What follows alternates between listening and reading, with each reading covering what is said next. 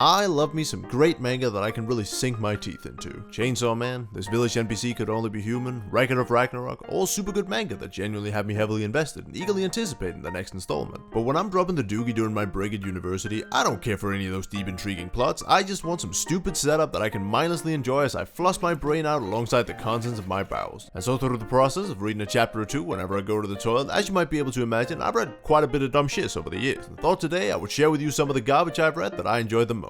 This won't be a list of the best manga I've read, neither will it be a list of the most exciting ones, but rather a collection of stories that, while are good, won't take up too much of your headspace after you put them down. Is there some lewd stuff in here? Sure. Is there some ludicrously dumb shit in here? Absolutely. Just don't expect to have your dick blown off by anything I'm about to mention, as it mainly is just lighthearted entertainment. For the purpose of this video, I even managed to get in contact with Bookwalker, Kadokawa's official ebook store, in order to ensure that you guys have an easy and legitimate way of getting to read the things I'm talking about. They even gave me a code to share around for 600 yen off the first purchase you make on their site, so that if anything on the list interests you, you can use the code HAREM and legitimately buy and read any one of these for a price ranging from free to like a couple of dollars by combining it with a coupon, all while supporting the original artist. As with the doujin video, I've left some timestamps down below for all the manga I'm going to mention, so you can easily skip around the video if you so desire. Without further ado, let's get into it. The first entry on our list is T-Rex no Kanojo, aka My Girlfriend is a T-Rex.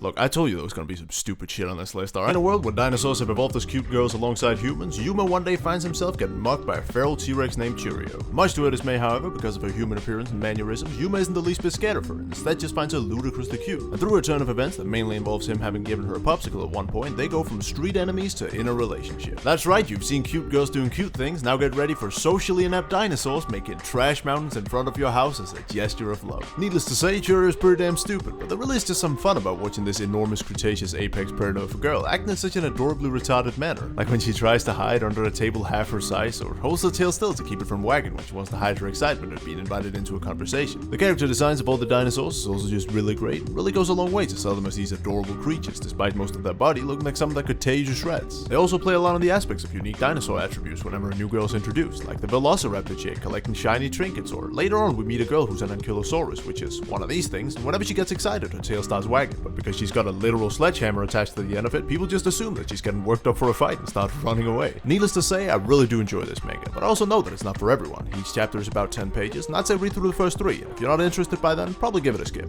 You know that one VTuber you really like? You know who I'm talking about. Whether it be Hololive, Nijisanji, Independent, or a hentai one, everyone who's watched VTubers has that one special one that they follow and care for just a bit more than all the rest. Now, imagine you were walking home today watching it on your phone on the way as you usually do, but when you get home there's a bit of an echo in the house in regards to the sound coming from your phone, so you think, oh cool, someone in my family must be watching the same VTuber I am. Excited, you go to the door where you hear the sound coming from, open it up, and can only stand there in absolute shock and awe, because that's when you realize that the one girl you've spent countless hours watching, countless dollars simping, and countless months pinging on Discord for attention, melodies, dinosaur, roar, is actually your dad. Your butt.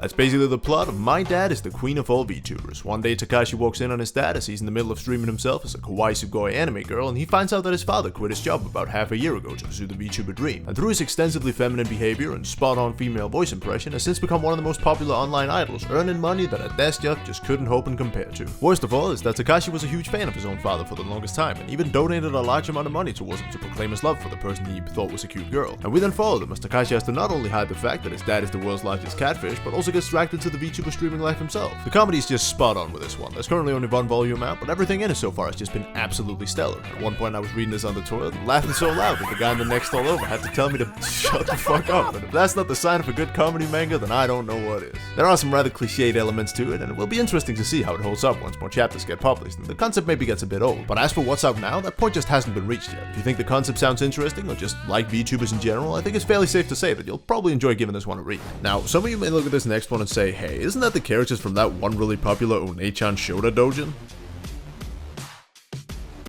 No? Well, believe it or not, but that series actually had a legitimate manga made by the same artist Pochi after the original success. Yu is a largely unwanted teen who, after his parents' death in a car accident, has been bouncing around and living with different relatives to try and find a place to fit in. Eventually, he ends up living with his uncle under one condition: whatever you do, don't go to the store shed. His uncle then gets hospitalized, and the first thing he does in his absence is of course to go and check out what's happening in the shed. This is where he finds a ton of demonic runes on the floor, ghastly effigies littered around the room, and satanic circles scribbled on the walls of what looks like a sex dungeon, so, you know.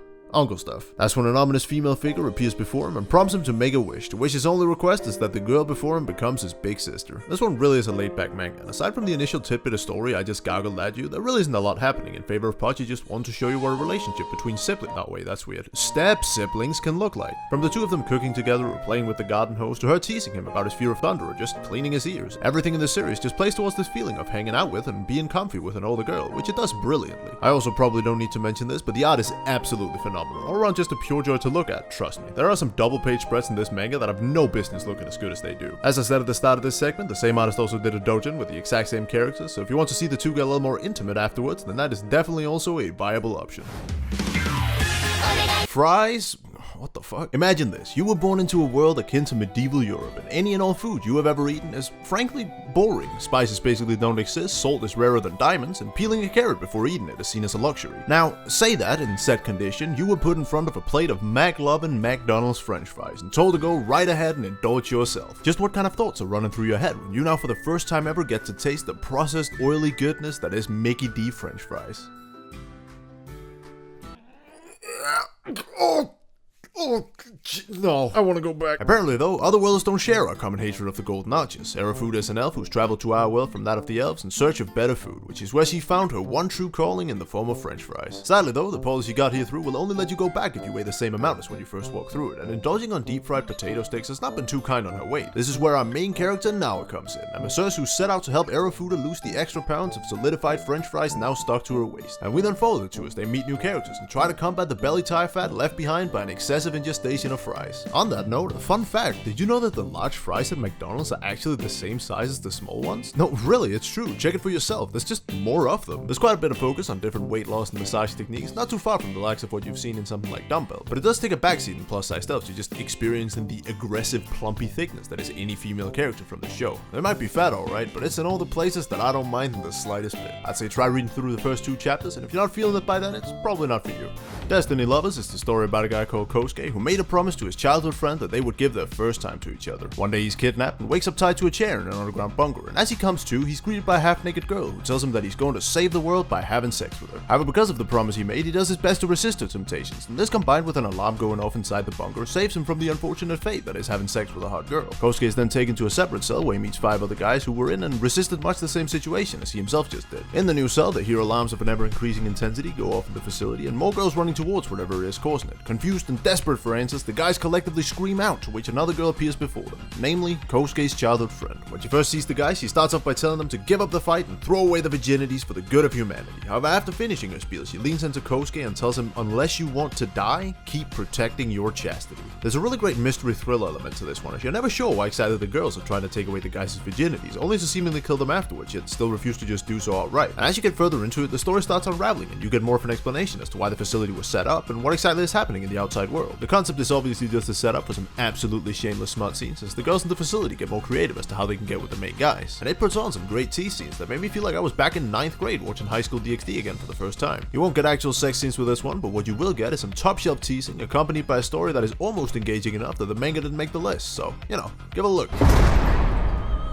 My white coat is to make it easier to hide from the likes of you. All I see is an angel descended upon the ice. I'm sure you're the most beautiful thing on earth. I still have a long way to go, but someday I'll become a splendid male and protect you, even if it cost me my life, and I promise I'll make you happy.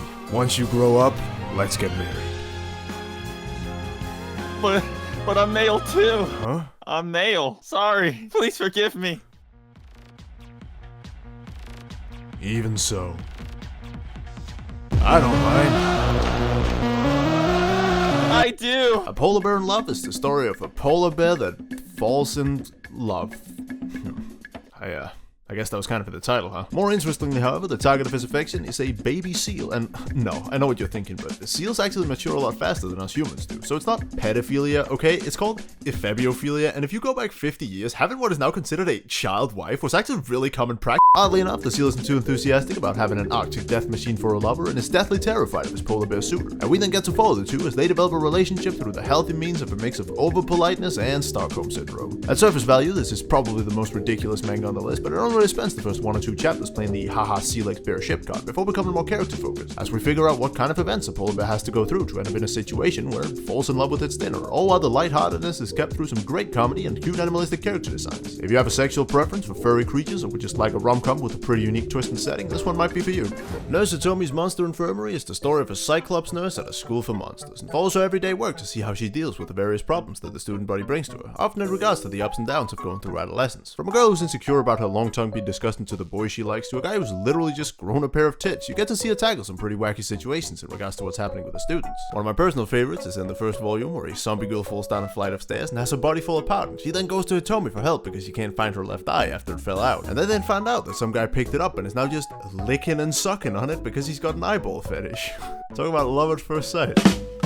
Most of the stories also have some sort of underlying message or coming of age moral or story type deal, which is not so hidden behind the context of what's presented if you're into that. Each chapter is also almost completely self-contained, which makes it very easy to pick it up and just read 1 or 2 before going over your day, while still getting the fulfilling experience of reading through what is essentially a self-contained story. I also really like the art style. It may not look super fancy or detailed, but it has a really cute feel to it that's just right up my alley. As of this video, there's 11 volumes out of Himtomi's Monster Infirmary, so if you do end up liking the series, then there is quite a bit to keep you entertained.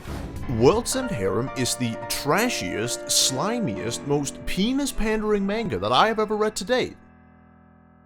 And I love it. Our main character, Rado, has been diagnosed with a rare type of multiple sclerosis, for which there currently exists no cure. And seeing as the disease would otherwise kill him, it's decided that he be put into cryosleep until a treatment is found. Before he goes into cryo, he confesses his love to his childhood friend, Erisa, who reciprocates his feelings and says that she'll be waiting for him until the day he wakes up. Rado then goes into cryosleep and wakes up 5 years later, only to find that while he was asleep, a disease called the MK virus has swept through the world and killed 99.9% of the men on Earth. However, due to an unclear connection with the treatment he received for his sclerosis, Rado is immune to the virus, and is now one of about a dozen men still left alive on the planet. And given that the survival of the human species seems kind of important, the women who woke him up now plead with him to leave behind as much offspring as he possibly can in order to save our species. However, before he goes to Bone Town and agrees to become a founding father of the next generation of humanity, Rado first wants to find and reunite with his childhood friend so that he can do it with her first. If you think this sounds like something straight out of a fantasy novel written by a 14-year-old boy, then you're absolutely right, but it's surprisingly well executed and actually manages to drive some interest beyond the downright smutty setup. Is the shameless setting still the main appeal of the series? Absolutely, but it knows when to tone down the sexiness in favor of dumping some genuinely interesting story elements on you whenever it needs to, which makes the series much more enjoyable than if you just watched him pick which girl on the menu card he wanted to bone for the 50th time in a row. Whether or not you will like this series is basically going to boil down to whether you think the concept is interesting. If you do, then that's an alright story waiting for you, coupled with a ton of top-tier boner fodder. If not, probably give it a skip.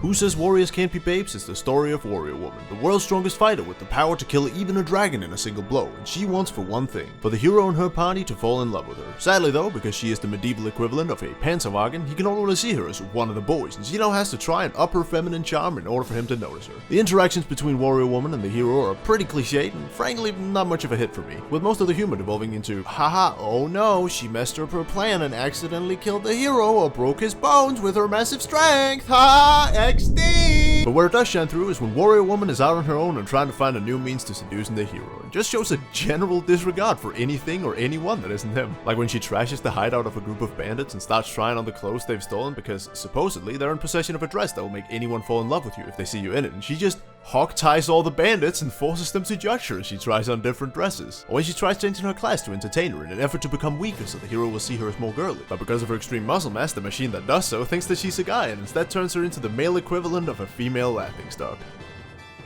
A Queen Bee fan. There's not exactly anything fresh or even unique about the series, but it's a pretty good read nonetheless with some really cute art to boot. I'd say read through the first 3 chapters, and if it hasn't caught your attention by then, it probably won't do so later either. Listen, I love Yuri, you love Yuri, everyone loves Yuri. Who doesn't love Yuri? Gay men? Okay, fair point. But what about breasts then? Who doesn't love a pair of nice, succulent titties? I love them, babies love them, everyone loves again? Okay, let's then say that we combine the two into gay girls fixated on breasts. Surely no one can have anything against that, right? Look, I'll prove it. Hey, dude.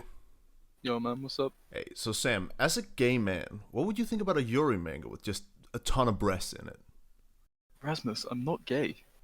Neither is spaghetti until it gets wet. What? Breasts are my favorite thing in the world. Is a Yuri manga about a girl named Chiaki who has an unhealthy obsession with breasts. And of the ones she's seen, her classmate Harem has the best badongas out there. However, because her passion for meat pillows is so great, if she doesn't get to cup a feel once a day or so, she ends up in a seemingly vegetative state. And so to circumvent this, Harem agrees that the two of them can become bosom buddies, which basically means that Chiaki gets to fondle her breasts every now and then so that she can stay focused during the day. However, while Chiaki is only in the relationship with the opportunity to touch some titty, Harem harbors some genuine feelings towards her, and we then get to follow the two as their relationship evolves from stupid to just plain old retarded. The concept of this one is just profusely stupid, but it's surprisingly well executed, and while most of the time it doesn't take itself too seriously, it knows when it can turn up the heat to deliver a really cute moment. The comedy's kind of not really for me, but the two main girls have a great chemistry, and you got a lot of scenes of them just being gay with each other, which is what I wanted out of the series in the first place. Go in expecting anything more than that, and you'll be sorely disappointed, but go in with that in mind, and I guarantee that you'll have a good time with it. That's about all I had. As I mentioned earlier, if any of these piqued your interest, then there's a link at the top of the description, which will take you to a bookwalker page containing all of them. Otherwise, there are also links separately below that, next to the individual timestamps. Remember to use the code HEART for 600 yen off your first purchase, effectively letting you shave off over half the price of any entry on the list, or get one of the cheaper manga on the site for absolutely free, not even requiring a card to sign up. Guys, it is legitimately free. I am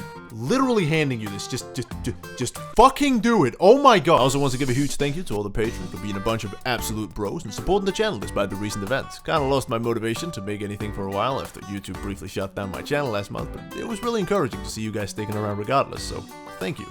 Truly, it means more than you can imagine. As always, more videos to come, so stay tuned. Until next time.